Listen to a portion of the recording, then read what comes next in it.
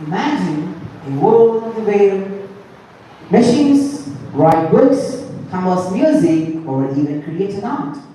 Just every way, the outcomes will be there on the screen.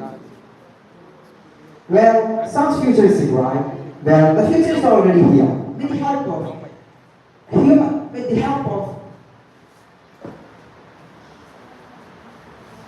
With the help of AI, websites like ChatGPT, Character AI, Java 2, and Midjourney.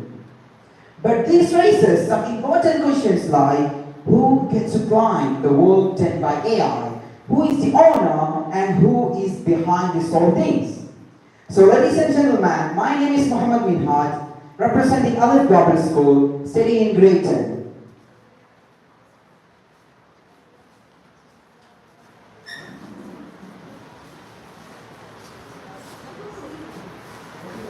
So today, I'm going to take you to fascinating questions and exploring and dive into the connection of AI, authorship, and ownership. So first of all, let's start by how does the AI works. AI doesn't create any content the way human do, isn't it? It will never generate you any single content the way human do. It doesn't have creativity, it doesn't have feelings, it doesn't have thought, even it doesn't have emotion. So, when you ask an AI to create something, for example, you ask AI to write me a paragraph, you will say, prepare me a paragraph which contains 150 letters or 150 characters. It will give you data by analyzing the patterns that contain a huge amount of data it was trained before. For example, let's say you're working on a school project and you ask AI to create a paragraph on a climate change. So what will AI do? The AI will simply process all the data which contain or which is trained into it. It will analyze all the patterns and it will give you a good piece of art. It will give you a good piece of writing. So who have the right to own the content? AI or the human? Well, it's simple. The human can own it because AI just simply analyze all the data which have been trained. You have the right to own it because you are the one who gave the instruction. You are the one who gave the direction, and you are the one who trying to make the ChatGPTs to make it generate. Even though it can apply ownership. For example, let's say you are going to build a logo for your business. So I give a command like, prepare me a logo for my business. I give the descriptions. They will give you a very good logo. But who gets the right to own it? It's me or the AI. It's very simple that I can own that logo because, as I told you before, AI, artificial intelligence, just analyze all the patterns from it. It's very simple. Many data are stored in. So what I have did that, I have just gave them commands, prepare me a logo, and I give the descriptions about my business. It gave me a logo. I give them all the instructions like the color should be like this, the size should be like this, and they gave me just logo.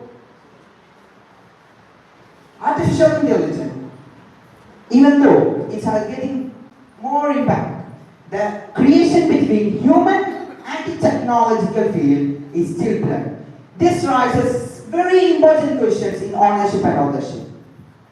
But we all should remember that AI, artificial intelligence, is just a tool. The legal perspective, many countries state the laws that if AI generated any content from ChatGPT, image generator, or Tom, any website, the right of the content goes to the human or the company which developed that website or that artificial intelligence. As I told you before, I have asked them to create a climate change paragraph on a climate change. They have given me a good, fantastic piece of writing, and I started doing that.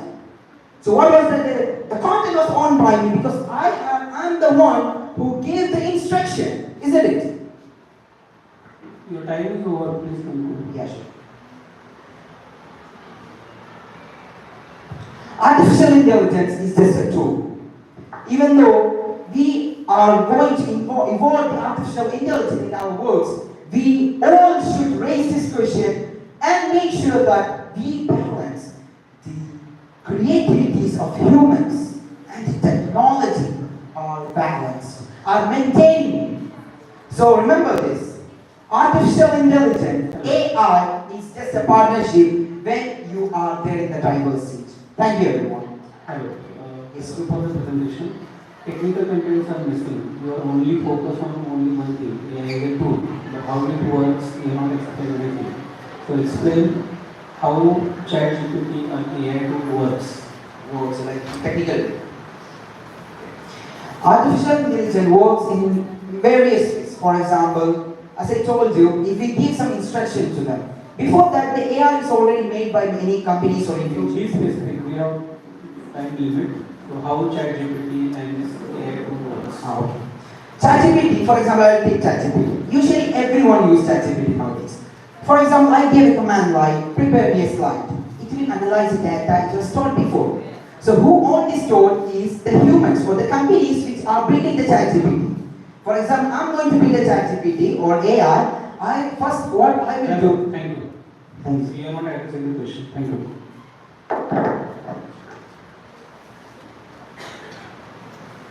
Social media.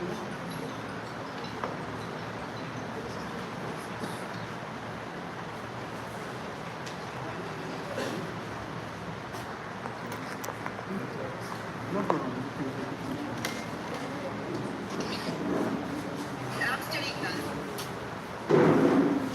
Team 204.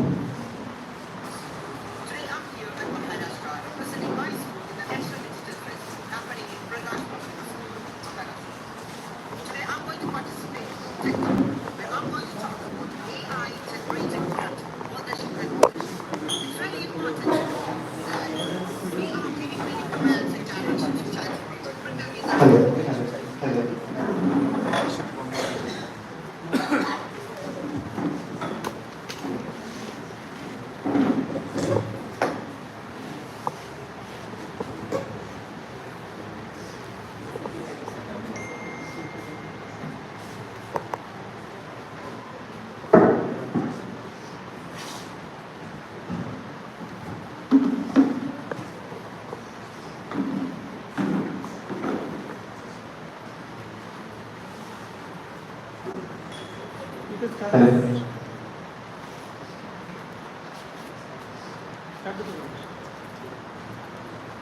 Disparities between the rich and poor is still a subject of concern since India got its independence in the year 1947.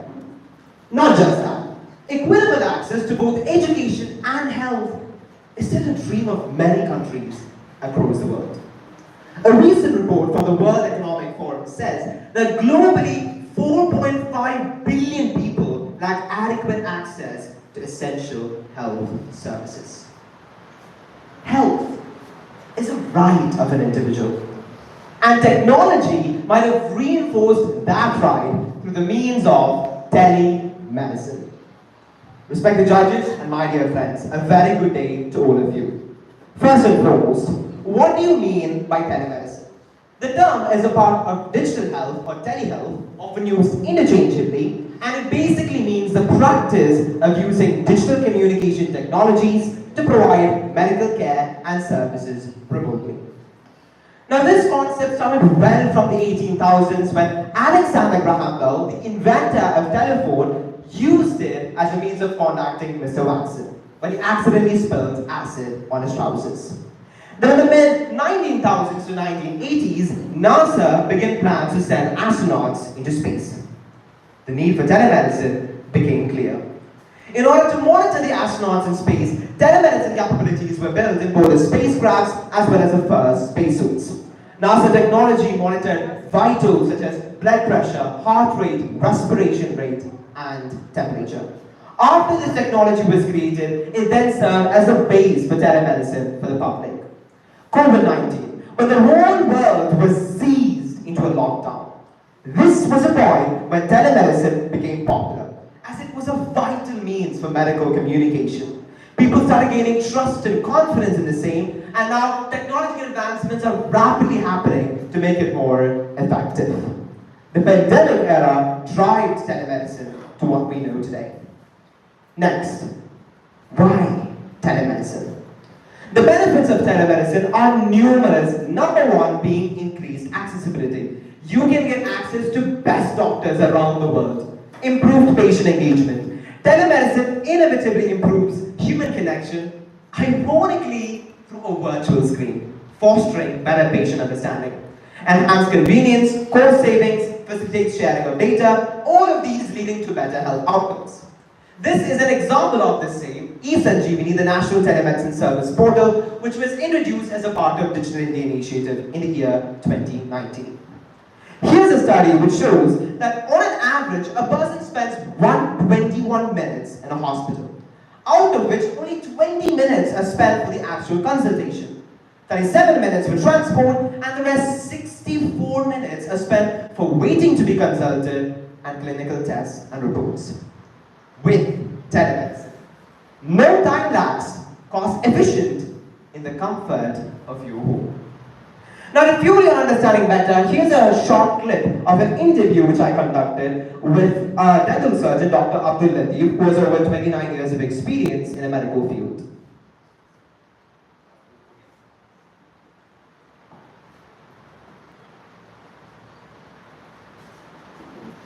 Just a minute.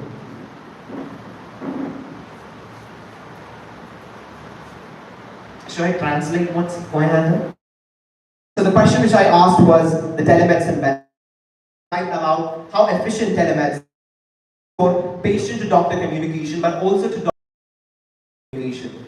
Like imagine I am a doctor, I can seek professional guidance with the help of telemedicine, and he further explains my benefits points of sharing of data, convenience. So that was the interview. This 15-minute long discussion we had regarding telemedicine, we concluded that telemedicine can add colors to this world, but it cannot prove to be a paradigm shift from the medical field. As we look ahead, the future of telemedicine is certainly promising and exciting with technological advancements like AI, AR, VR, scope for remote surgery and personalized medicine, and even the introduction of IoT, the Internet of Medical Things. Access to healthcare, which was a dream, can be made to reality. So take advantage of digitally enabled care for personalized visits, better data, and compassionate connections. Ultimately, telemedicine is another tool in the toolbox, empowering patients, enhancing health outcomes, and most importantly, connecting care everywhere. Thank you. Thank you. So, we have easily adopted Amazon and all the e-commerce websites. So, what are the challenges in adoption of this technology? Yeah, even though I was vouching for telemedicine, it does face two major challenges. The number one, can you repeat the question just to ensure that Challenges in technology adoption of telemedicine. Yes, the number one thing is physical examination. In some cases, physical examination is vital to really understand what the patient's ailment is. In that case, telemedicine has a little bit of lacking. Now, in times of surgery, in the present days, surgical conditions with telemedicine cannot be promising. But with remote surgery, it now has paved a new way because China and Beijing, a doctor from Rome, 8,000 kilometers apart, has successfully done a remote surgery with the help of 5G fast network on a cancer patient. The second disadvantage or challenge being data security. When all of these patients' records are uploaded in an EHR, electronic health records, in a software or cloud-based link, how far these... So, what are the legal issues in this technology? Legal issues. Any legal problems are there? Yes, legal issues can be there when unauthorized websites or apps provide telemedicine service. Health is a very big factor in all of our lives, all of our day-to-day lives. So we should, of course, be certain that the company or the app which we are providing telemedicine or the service comes from an authorized part. So if it's an unauthorized, of course, there will be legal implications. Can you suggest roadmap activities for making this happen in India? As I said, in India it's already been implemented with the eSanjeevani National Telemedicine Service Portal. And as I went through with the research, it had about almost 2 lakh doctors are available and 1 lakh plus patients are already being treated through the same. So I think telemedicine is being efficient nowadays. The only problem is in some states or in rural villages, digital literacy or the availability of a stable network connection is still a challenge. So we need to ensure that there is a good digital network and people know how to use these kind of new technologies to deliver effective healthcare services. Thank you. Only show the social media presence. Yes, sure. Thank you. Next candidate.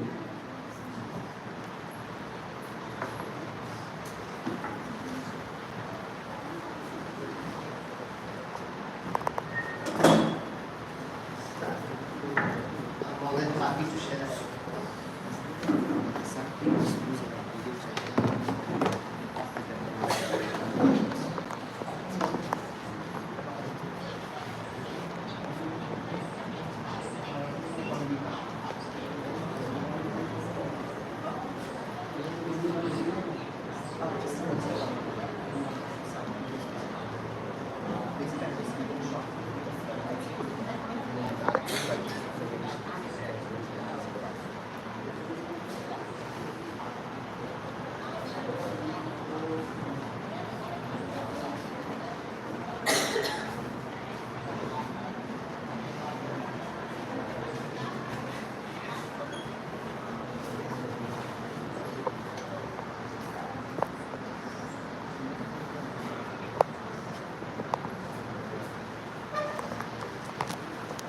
Next candidate T205.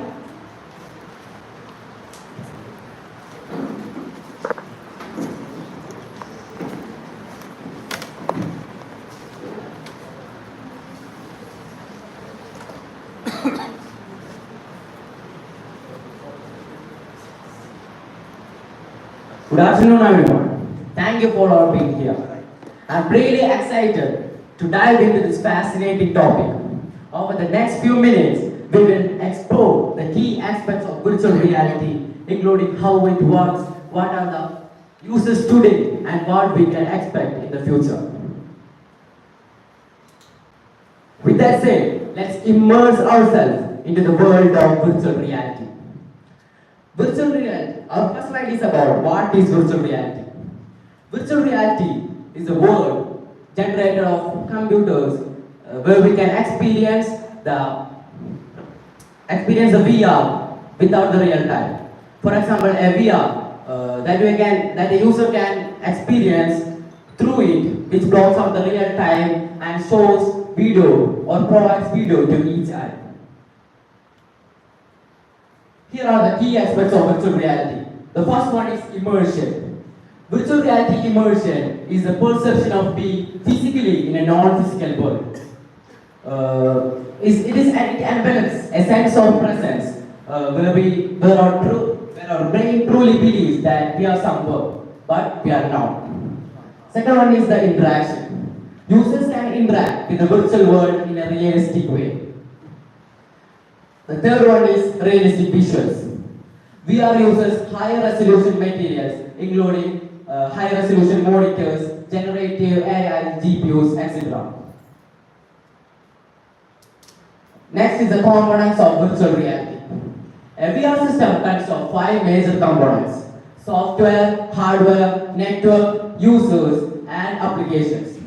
A hardware of a VR system includes personal computer or workstation with high graphic configuration and input and output devices. Here are the applications of virtual reality. The first one is gaming. Virtual reality actually gives an immersive experience for the gaming. It will be so smooth to play the game.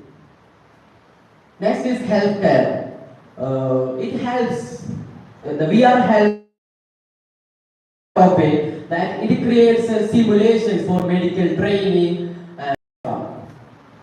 Next is education. VR helps in education to create an interactive environment for the students to learn and engage with their curriculum activities. Next is in military. VR in military helps to military training and simulation purposes. Next is the future of virtual reality. The future of virtual reality is likely to be seen as a blend of real and virtual worlds, creating more immersive experiences. Here are some trends to expect. The first one is wireless and mobile VR. They are both ways to experience VR without the constraint of cables. They are easy to set up, they are far more better than tethered headsets. Next is the haptic feedback and full body immersion component of virtual reality.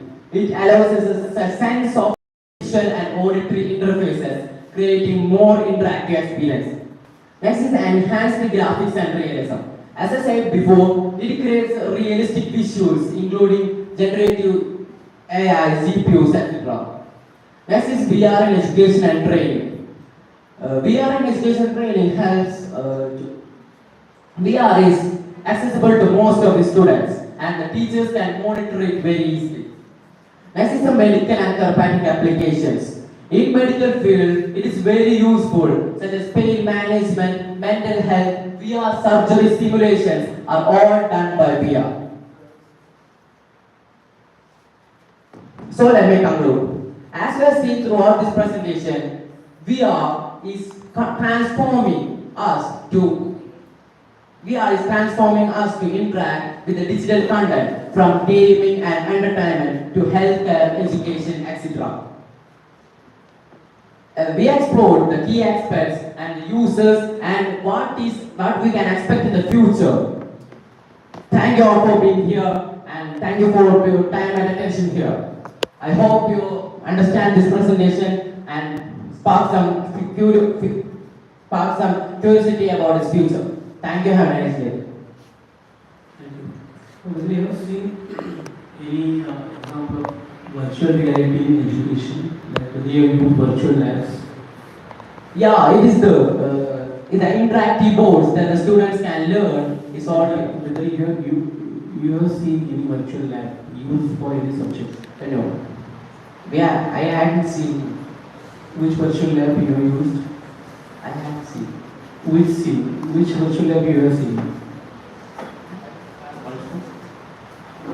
My question is whether you have used any virtual lab. No. Not used. Whether you have seen the virtual reality devices. No. No. So which are the information technologies behind virtual reality? Which are the information and communication hardware technologies are behind this virtual reality?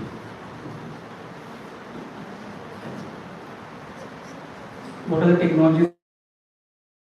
Advanced microprocessor, Win technology. So what are the technologies behind virtual reality? So we are seeing one technology. To make this virtual reality successful, what are the enablers? What are the contributors?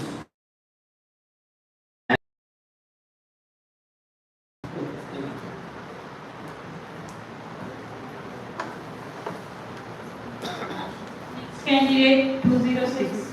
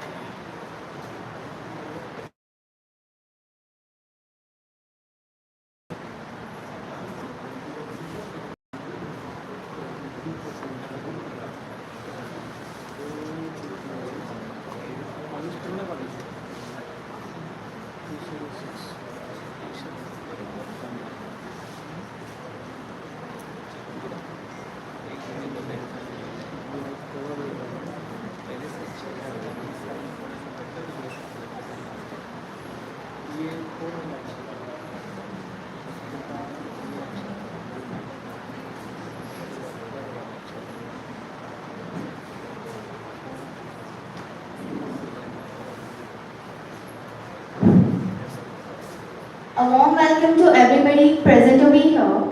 Today, I, Asin Asma Taslim Tambori from Meenakshi Junior College Bita and Divine International School. I'm here to give you some basic and most important information about technology and how it is used in space. So, space technology provides space vehicles such as satellites, spacecraft, then orbital launcher vehicles, and it tells us about how technology is used in the space and about the celestial bodies.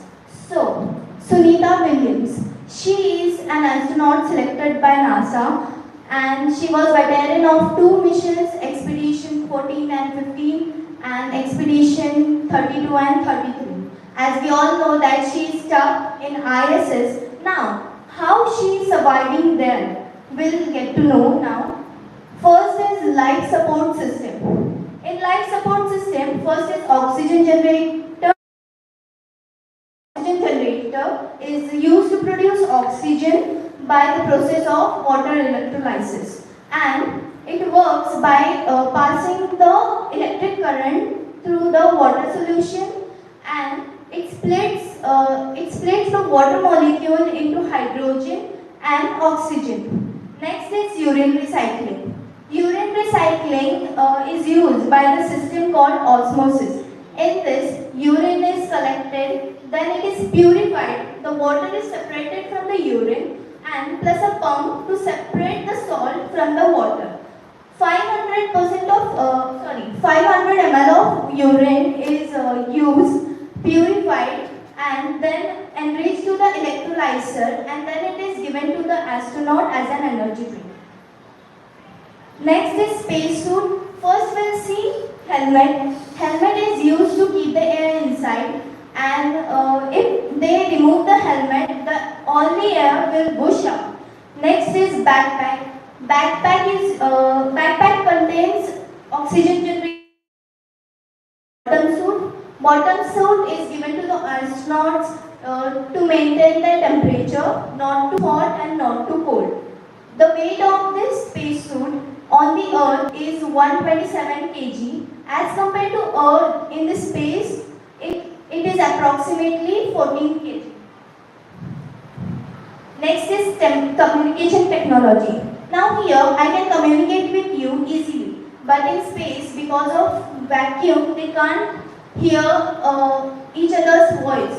For that, radio waves are used and laser communication is used. First of all, radio waves. The antenna transmits the waves to another antenna, which is receiver antenna. And next is laser communication. It is directly transported to the another satellite by so-called satellite links. Next is navigation. Lost somewhere in the city or in another, people around us to ask for help. But in for that, astronauts use GPS tracker. Next is autonomous navigation. Autonomous navigation is AI, is used for independent navigation. Now we'll see India's achievement in space. First is Chandrayaan 1, Chandrayaan 2, Mangal. APJ Abdul Kalam, the missile man of India, and Vikram Sarabhai, the father of Indian space program, and he established ISRO, Indian Space Research Organization. From this, we know that India is going deeper into knowing the knowledge about our galaxy, and space technology plays a crucial role in our expanding our knowledge and presence of astronauts' helpness. Thank you. Thank you for the presentation. You have given only the basic information, but can you identify what are the challenges in space technology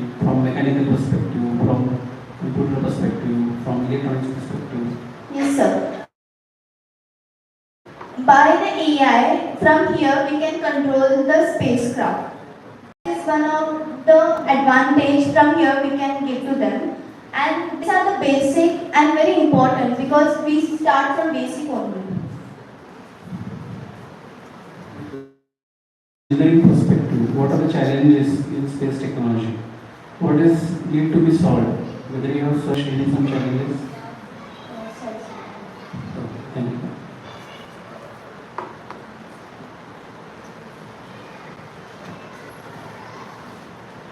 Next candidate 207.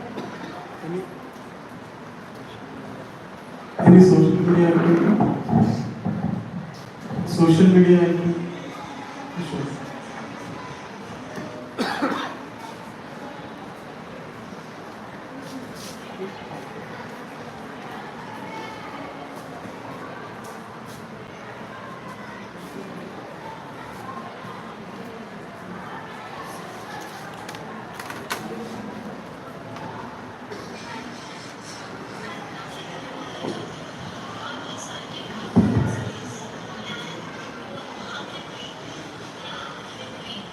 Any comments we receive? Any comments?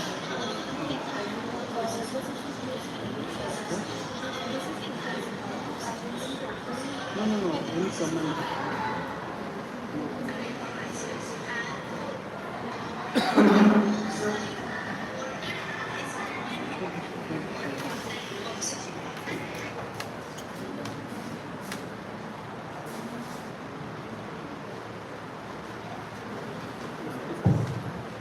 Hello everyone. I am Mohammed Bilal K of Alicia English Medium School. Today I am standing in front of you to deliver a few words on a topic which is a branch of biometric robotics, which is not only connected with science and technology but also have a deep connection with the social, ethical, legal domains. Yes, it is right that I am here talking to you about the humanoid robot. Before moving to the present and future of humanoid robot, we should know something about the past of humanoid robot. The first humanoid robot was named as the Wabo drone and it is introduced by the Ichiro Kate of Waseda University in Japan. And in 1997, the Honda Motors also revealed their first humanoid robot named P2 on a function which is held in Grenoble, France. Now let's look into the key features of humanoid robot. The first and important one is human-like appearance. The humanoid robots have a torso, which means a head, have two legs and two arms, what actually the human beings have. The second one is bipedal locomotion. Bipedalism is a terrestrial locomotion in which it deals with how animals are moving by using its two rear wheels. Here we have a beautiful picture, and this particular picture is named as Sophia, and it is invented by a Hong Kong-based company known as Hanson Robotics. But the curious thing about this particular robot has got a citizenship from Saudi Arabia in 2016. So here we move to see the uses of humanoid robot. The first one on that is healthcare and assistance. These type of particular humanoid robots are significantly designed for this purpose. They are able to handle medical situation. They are also able to give medical support to the patient through touch-based interaction and conversation when the patients are feel uncomfortable by the way of treatment which is given by the human beings. The second one is space exploration. These humanoids are also helpful for the astronauts to say live off the resources is found from the surface of the space. Here we have a picture, and this particular picture is named as the R2 or Robonaut 2. This is invented in 2011, and this is the first humanoid robot which went to the space for exploration purposes. Next one is enhanced human robot interaction. HRI is a science of study about the behavior and the attitude of human beings towards a robot. Second one is improved mobility and balance. Mobility is the ability to walk and move in a range of environment. Balance is the ability of our body to gain a better position when we are walking or moving. As we all know that a coin has two sides. As in the sense, these particular humanoid robots are facing some sort of challenges. The first one on that is AI limitation. Basically, the AIs are lacking creativity, but they are excellent in pattern recognition. They are also able to answer for our questions from the data which the human beings are already fed on that. The second one is cost and affordability. This is the main thing because this type of humanoid robots are mainly used for research and development purposes. So they are closely packed with latest technology. That's why these humanoid robots have a starting price from $1 lakh. Now let's look into the future of humanoid robot. The improvement should happen on the sensory systems such as visual sensors, tactile sensors, auditory sensors, and olfactory sensors. Increased autonomy. It is a concept that in the future days in advanced robot that the robot are able to take the risks such as decision making and adapting to new situation without the supervision of human beings. This will be a nice concept. As in the sense, we are moving to the conclusion. Before that, I would like to say development or benefit of a humanoid robot that these humanoid robots can definitely boost the economy. Especially the businessmen can afford this, they can be more competitive because humanoid robots are able to do better and easier than the human beings do. As in the technology improves as days gone, definitely we will see the better versions of humanoid robots. Thank you for being good listeners. Thank you all.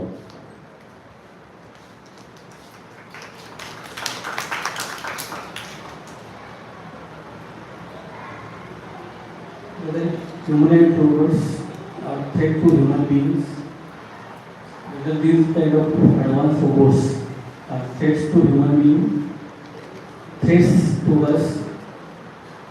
Actually, the humanoid robots are very helpful for the human beings. They have a figure and shape of human beings that are main peculiarity of that. They can help us in many ways as they can boost the economy, especially the businessmen. It's also giving a medical support to the patients and it is. Okay, thank you. The unemployment is increasing in last 10 years, and with these humanoid robots, again it will increase the unemployment rate. So, can you comment on this? Unemployment in India is increasing last 10 years, and again these kind of advanced technologies like robots, again there is a possibility that it will increase the unemployment. That's Can you a good comment on question. this? Thank you for having that question because I have thinking about that when I am deeply studying about this one. And I found the first thought which came on my mind is that unemployment is a thing which is. But when the humanoid robots are being to the market, in my mind and my thought is that many people are getting job that the companies needed workers for working this. As in the sense, they will adopt new workers and the product which is made from the factory should be sell in the market. So transportation facilities, their drivers will be the human beings.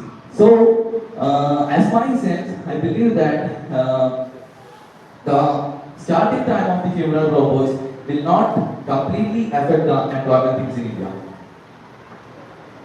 Previously, we required suppose 100 workers to manufacture 10 cars. Now, maybe one robot will manufacture 100 cars. So, it will increase productivity of the organization, but at the cost of more unemployment. It's true.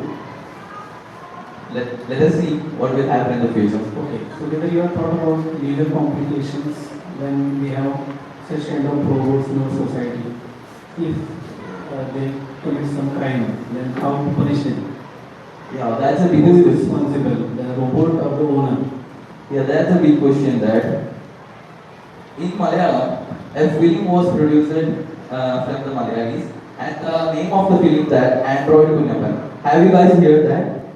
That particular movie is about a son and father, and the son is moving to a foreign country, and he is working in a humanoid robotic company. So he is gifting his father a humanoid robot, and the father is become more friendly with this humanoid. One day, the man, one day, the son of him come to India and told him that avoid that robot, but he is not able.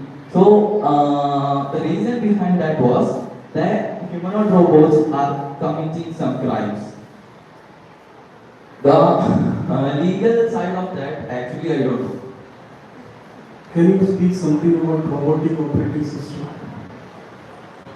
Operating system. Robotic operating system. I don't know.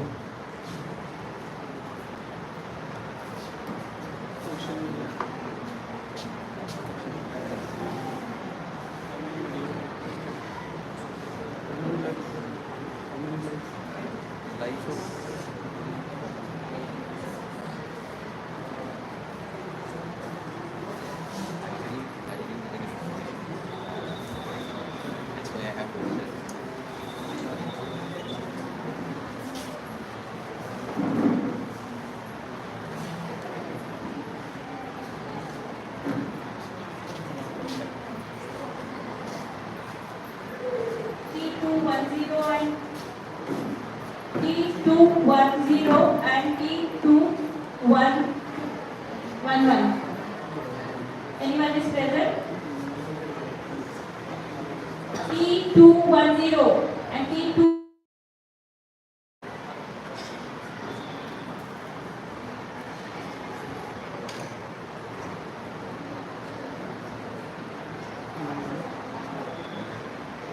Now next candidate T208. T208.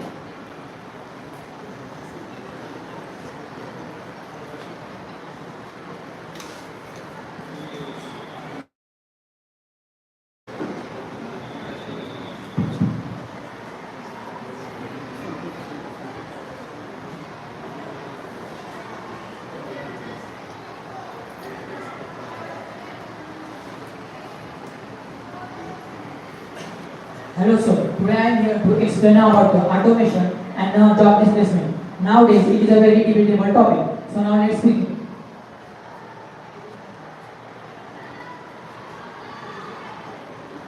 Myself Yash Deogar. Today I am going to tell you about the automation and the job displacement.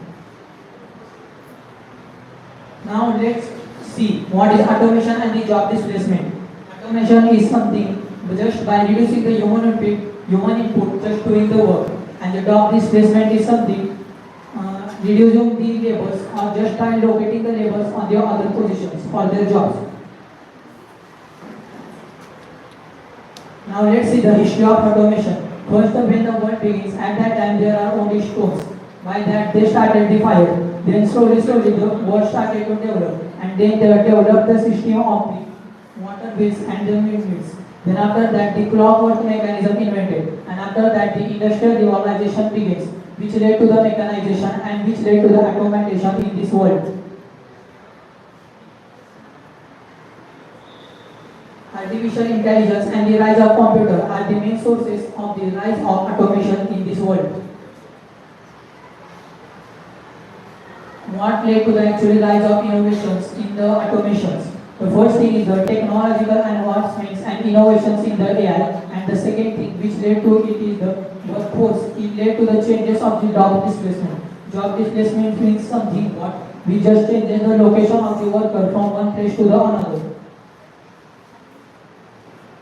Now what are the potential consequences of the job displacement? The first one is the economic inequality. The job displacement leads to the economic inequality. The second one is the social instability. In the social instability, the people may get harassed or they deserve get the equal right and the other get. And the third one is the loss of expertise. In the job displacement, they may need to do the different works. At that time, they don't have that much experience, so it may lead to the job of expertise. What are the strategies of mitigating the job displacement? The first one is the reskilling and the upskilling. In the reskilling, they will learn the new skills, and in the upskilling, they will just upgrade the skills which they have before. The second one is the providing quality of education. Providing quality of education helps them to learn the new things and the new skills. The third one is the policy intervention, universal basic income. is a scheme which was recently launched by the US to provide one basic income for the old peoples. What are the sectors affected by automation? The first one sector affected by the automation, which is mainly the manufacturing sector. In that, they will mostly use the robots and automated machine in that automation. The other sectors are the retail, transportation, and the service sectors. One case study is there. Tesla automotive industry recently they started in the San Francisco. In that, they have used the robotics, AI machines, gigafactories. They have also made some automated bus named Robot. Thank you.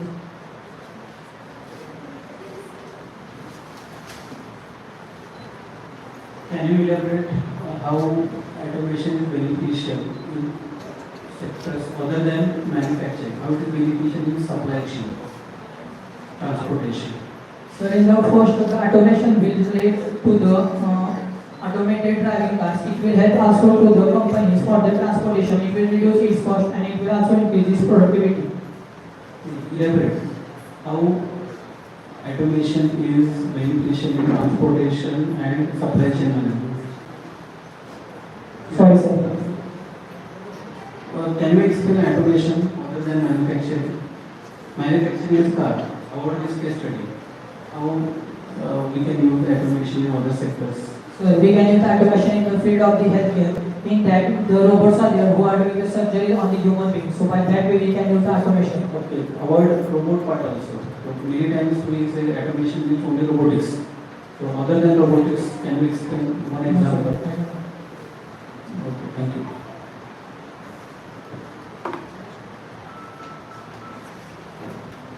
Social media. Candidate T209.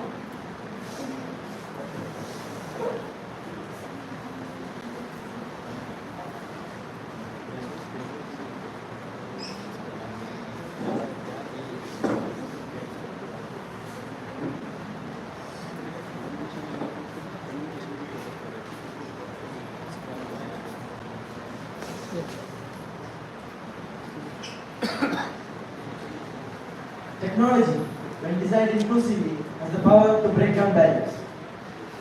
Good afternoon, everyone. I'm here to talk about how gaming can be made accessible for infinite people. Accessible gaming. Accessible gaming is designing video games to be enjoyable and interactive for all players regardless of their abilities or disabilities. An inclusive gaming community can help people feel valued and welcome.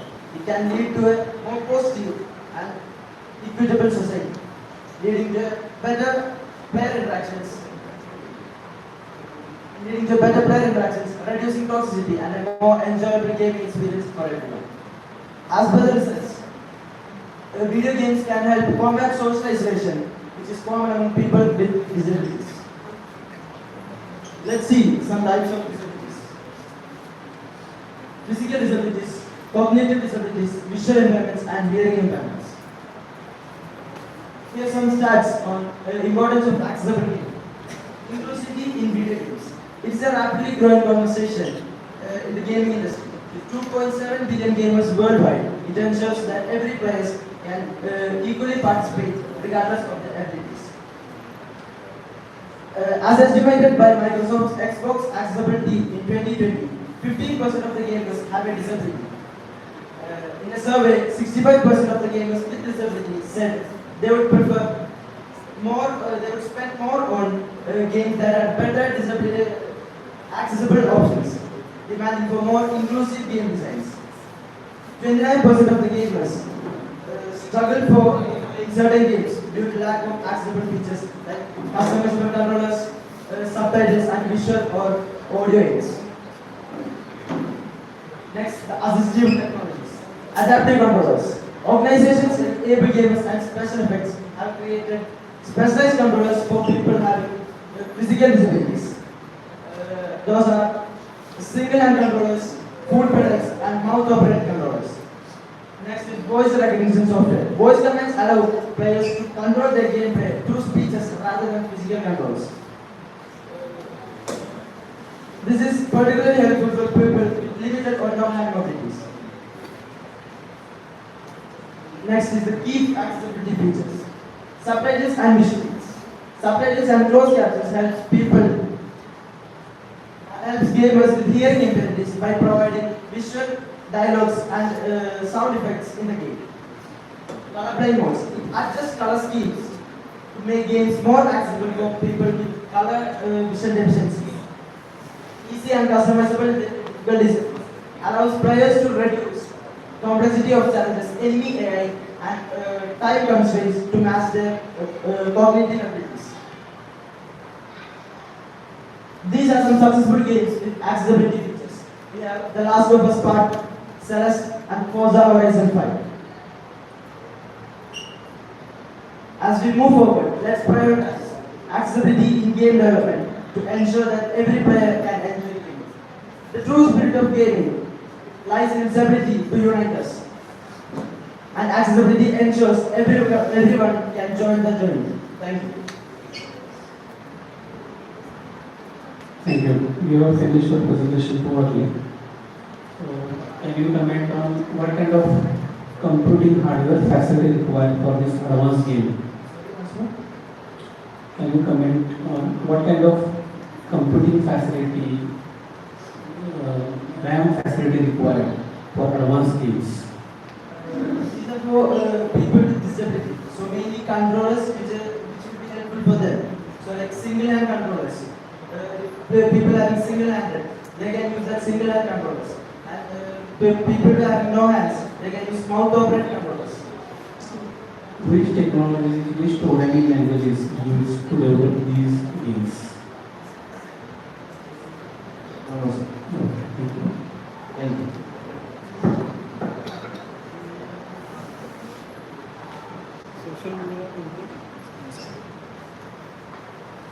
Next candidate T210,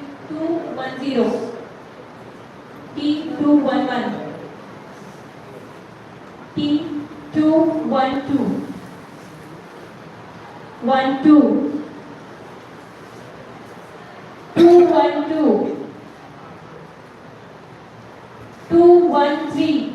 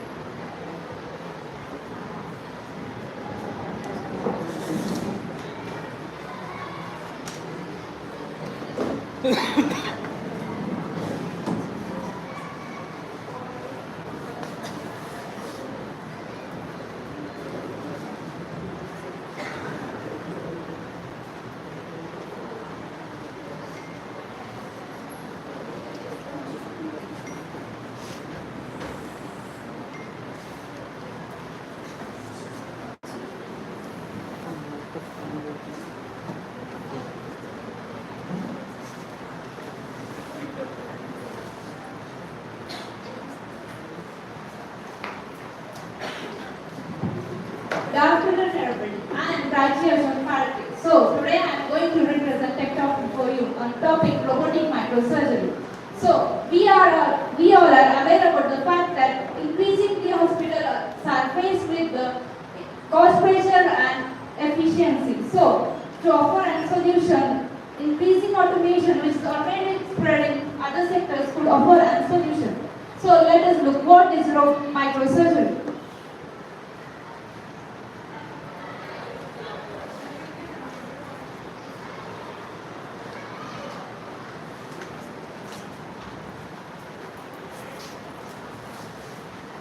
Microsurgery is a surgical technique that requires magnification and specialized instruments to perform a task on body. It is often used to reconnect blood vessels and nerves that are only few millimeters wide.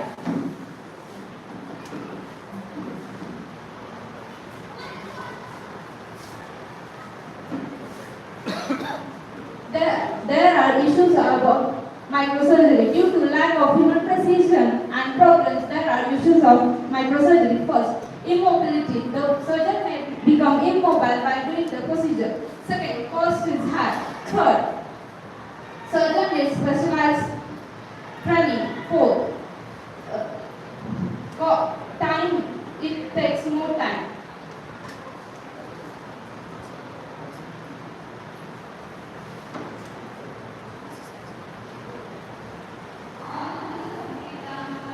The use of robots started in microsurgery because to increase the ergonomics, which is already important for long procedure.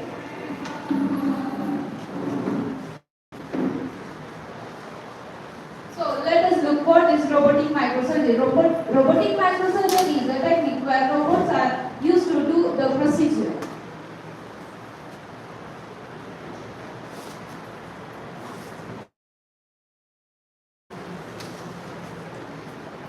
Most often, robotic microsurgery includes surgical arm, mechanical arm, which is and a console which is attached to them. The surgeon controls the arm while sitting on the console center. The surgeon sees the magnified definition of 3D view.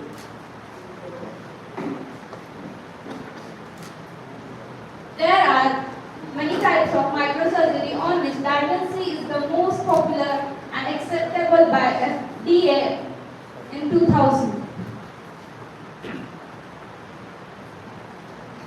So let us look at what is diagnostic robotic microsurgery. Diagnostic robot gives you your surgeon new tools of laparoscopic surgery. The system replicates the surgeon's hand movement real-time in laparoscopic instrument. The program, it is not reprogrammed and only makes the precise motion made by the word the surgeon inputs the real time.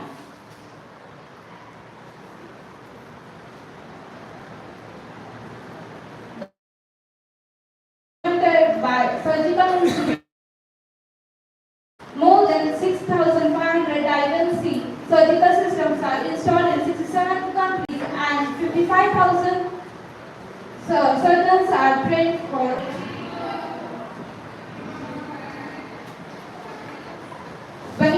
benefits of robotic surgery: high accuracy, higher success rate, better access to hard-hit areas, reduce trauma, and lower the risk of accidents.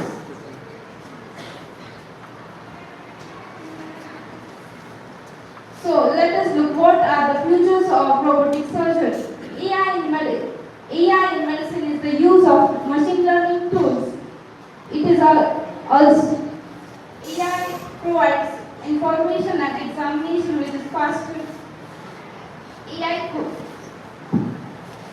could help create new ways to treat, diagnose the patient and predict the diseases. Selecting and matching patients with promising clinical trials. Second, time limit. Second, developing remote health monitoring devices. Third, detecting currently unpredictable conditions, anticipating risks. This is in advance.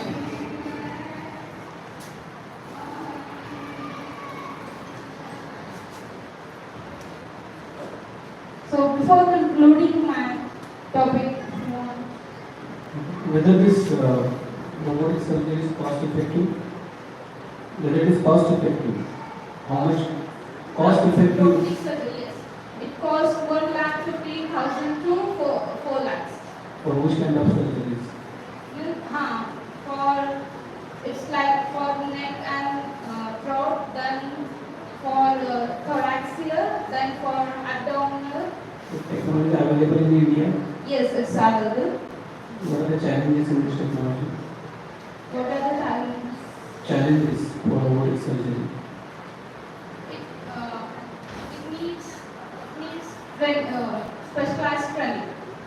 Okay, thank you.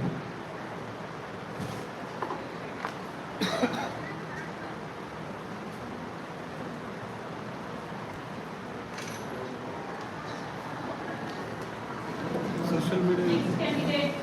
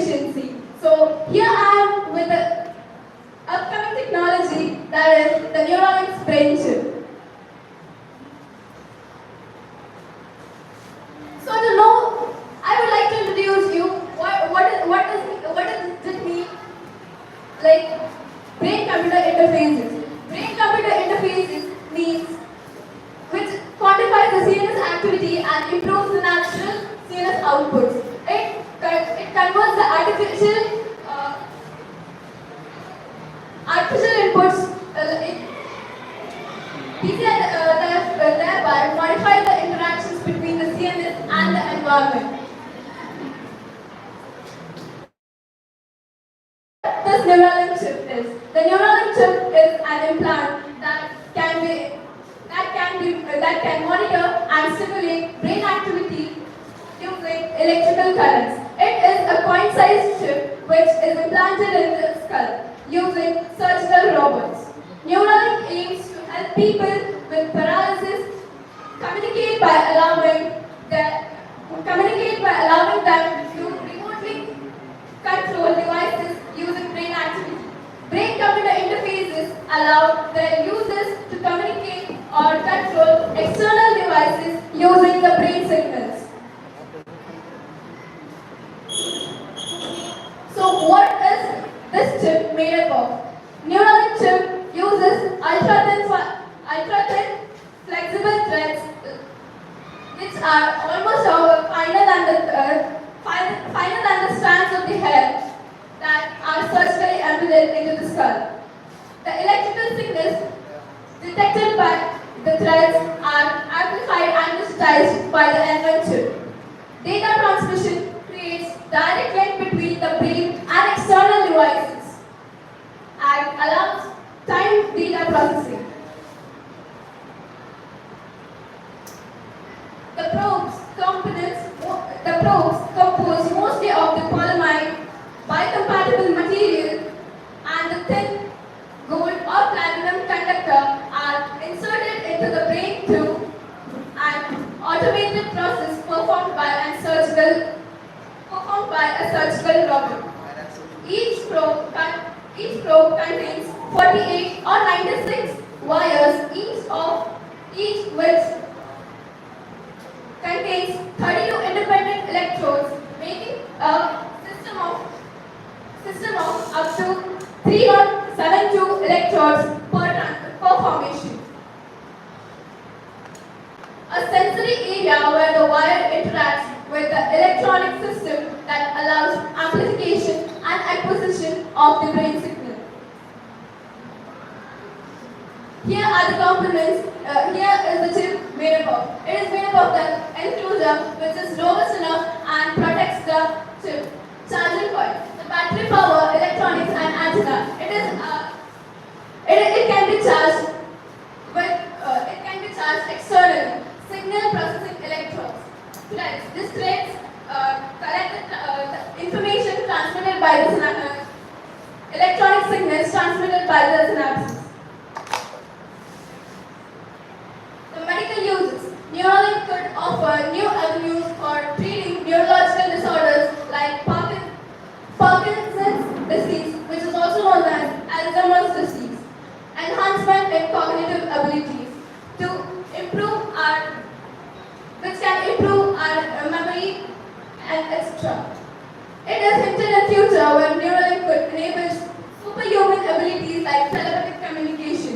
It is believed that with future advancement, people will one day be able to enhance their memories, upload data directly to their brains, and even augment their natural senses.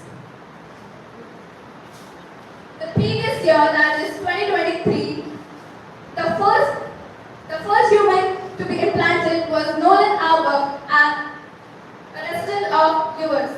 The first human patient implanted with brain chips from Neuralink appears to have fully recovered and is able to control a computer mouse using their thoughts.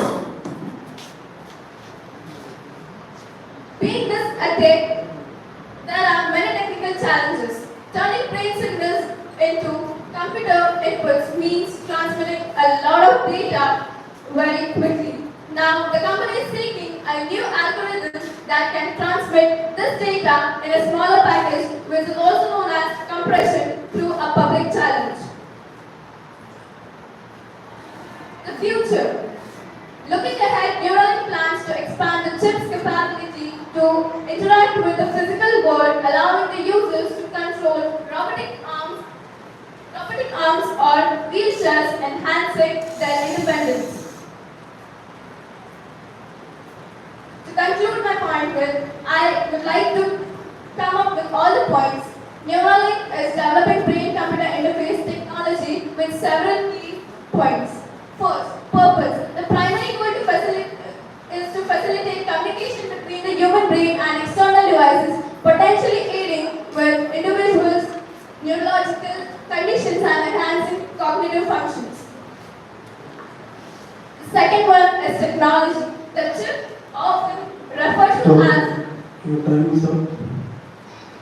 You can conclude, please.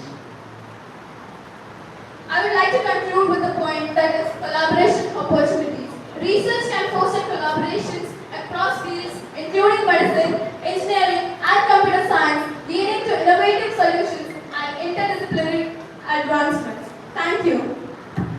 Okay. So you are getting signals through your DCI. Yes. Right. So how you are going to infer some details from the signal that you have received from the sensors? I'm sorry, sir, I don't have the answer to this question. I will have to look into that and I will surely answer it in the next time. Okay. So have you seen how this DCI is doing? Not yet, sir, but I have just seen the process of the implantation of the chip into the skull. Any video? Yes, sir.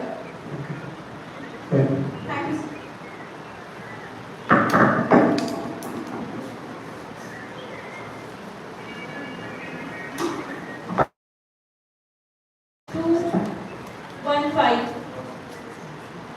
Is there anyone? Okay, any another candidate from group 2? Team 2? Social media, anything you want to say? Yes, I do. May I conclude the group 2? Okay, sir.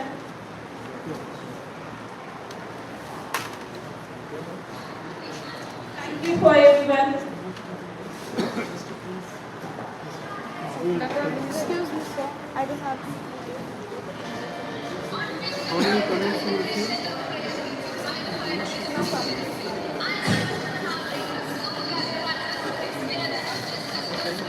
Reading is good. I was saying that you are reading this good.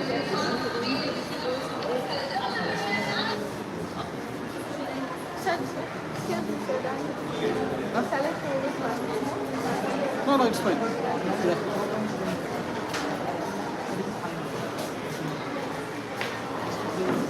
Thank